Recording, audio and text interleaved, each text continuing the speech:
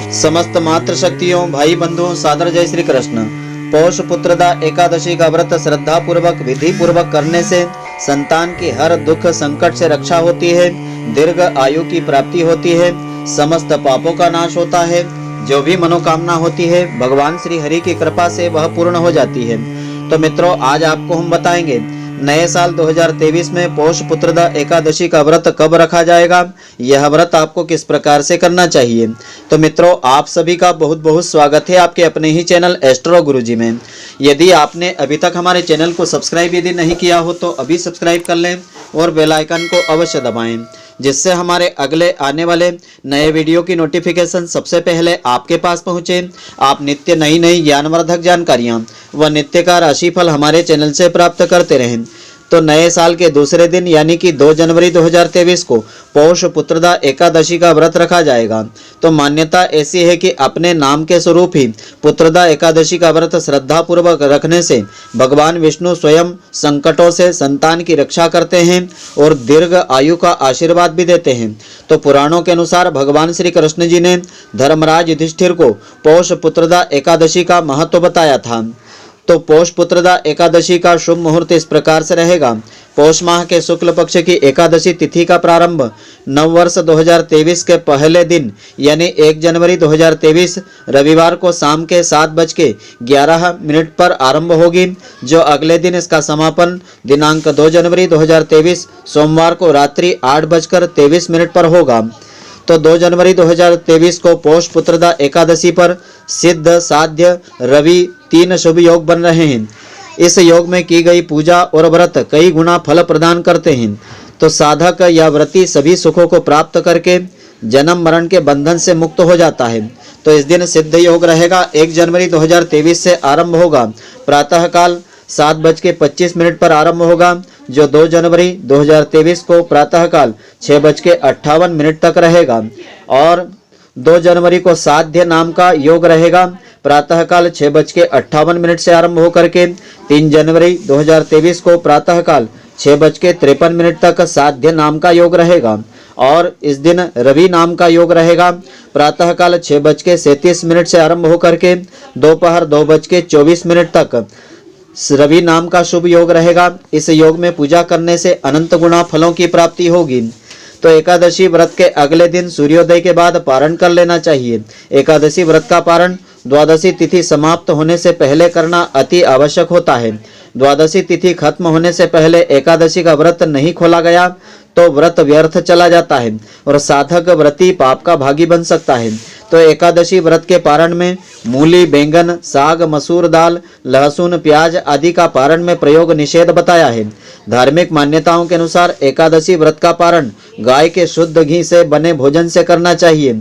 घी को सबसे शुद्ध पदार्थ माना गया है और यह सेहत के लिए भी काफी अच्छा माना गया है। आप चाहें तो तुलसी दल को मुख में रख करके इस व्रत का पारण कर सकते हैं। तो एकादशी व्रत का विधान इस प्रकार से है। एकादशी व्रत को प्रातःकाल पवित्रता के लिए इस दिन स्नान करना चाहिए। फिर संकल्प लेकर के संकल्प की विधि के अनुसार आगे कार्य आपको करना चाहिए। और दोपहर को भी अपने संकल्प के अनुसार स्नान करने से पहले अपने बदन पर मिट्टी का लेप करें और यह प्रार्थना करें मिट्टी से कि हे वसुंधरे, तुम्हारे ऊपर अश्व, रथ आदि चला करते हैं।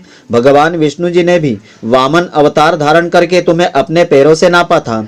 तो हे मृतिके, मैंने पूर्व काल में जो भी पाप कर्म किए हैं मेरे उन पापों को दूर करने की कृपा करें। तो शास्त्रों के अनुसार दशमी की शाम से द्वादशी को दोपहर तक निराहार रहने और एकादशी की रात्रि को जागरण करने पर ही सभी एकादशियों के व्रत का पूरा फल मिलता है।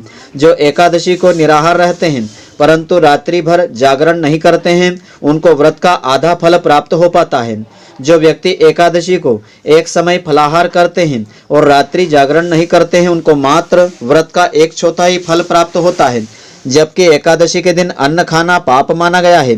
व्रत रखने वाले स्त्री पुरुष को स्नान करने के बाद धूप दीप नैवेद्य से भगवान हरि की पूजा करके रात्रि को दीपदान करना चाहिए। तो यह सब कार्य जो है क्रोध, लोभ, मोह का परित्याग करके सत्कर्म भाव से आपको करना चाहिए। इस दिन रात्रि को स्त्री से सहवास नहीं करें, यानी ब्रह्मचर्य का पालन अवश्य करें, तभी इस व्रत का पूरा फल मिलेगा। यह व्रत मिथ्याभासी यानी झूठ बोलने वाले, चोर, पाखंडी, परिस्त्रीगामी को यह व्रत नहीं करना चाहिए। भक्ति युक्त होकर रात्रि में जागरण करें, अपनी अपनी शक्ति और श्रद्धा के अनुसार ब्राह्मणों को दान दक्षिणा देवें और प्रणाम करके उनसे त्रुटियों के लिए क्षमा याचना करें। तो जिस प्रकार से कृष्ण पक्ष की एकादशी का व्रत करते हैं, ठीक वैसा ही शुक्ल पक्ष की एकादशी का व्रत करना चाहिए। पारणा का विशेष नियम इसमें यह होता है, द्वादशी के दिन ब्राह्मणों को सबसे पहले प्रातःकाल भोजन करवाना चाहिए। ऐसा करने में आप असमर्थ हैं तो ब्राह्मण भोजन के निमित्त कच्चा सामान मंदिर में सुपात्र ब्राह्मण को थाली में सजा करके देना चाहिए। हरिवासर में पारण करने का निषेध होता है। एकादशी व्रत करने वाले मनुष्य यदि सभी नियमों का पालन कर सकें तो यह व्रत उन्हें पूर्ण फलदायी सिद्ध होगा। तो इस व्रत के नियम के अनुसार यदि जो भी स्त्री पुरुष यह व्रत धारण करते हैं तो उनको इस व्रत का पूरा फल प्राप्त होता है। तो एकादशी के दिन भगवान श्री हरि की षोडशोपचार या पंचोपचार पूजन करने के पश्चात एकादशी की यह पावन कथा अवश्य श्रवण करना चाहिए, जिससे कि इस व्रत का पूरा फल प्राप्त होता है। तो हे युधिष्ठिर, इस संबंध में एक कथा मैं तुमको कहता हूँ। भगवान श्री कृष्ण ने कहा कि हे युधिष्ठिर, पूर्व काल की बात है, भद्रावती नामक नगरी में सुकेतु नाम का एक राजा राज्य करता था। उसकी रानी का नाम शेव्या था। तो पौष मास के शुक्ल पक्ष की प्राचीन कथा इस प्रकार से है। पौष मास के शुक्ल पक्ष की एकादशी का नाम पुत्रदा एकादशी है। इस दिन भगवान नारायण की पूजा की जाती है और इस मनोकामना और सिद्धि देने वाली पुत्रदा एकादशी व्रत के समान अन्य कोई व्रत नहीं है। तो हे युधिष्ठिर, इस संबंध में एक कथा मैं तुमको सुनाता हूँ।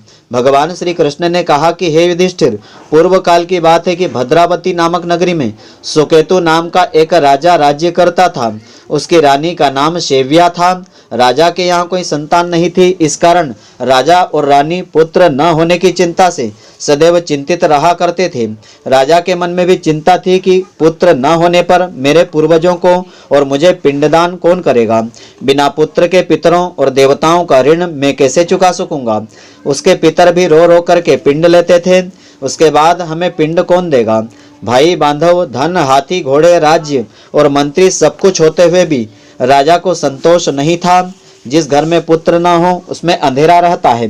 तो राजा रात दिन इसी बात से चिंता में घुलता रहता था। इसलिए उसने विचार किया कि मुझे पुत्र की प्राप्ति के लिए प्रयत्न करना चाहिए। पूर्व जन्म के कर्म से ही अगले जन्म में पुत्र, धन आदि प्राप्त होते हैं।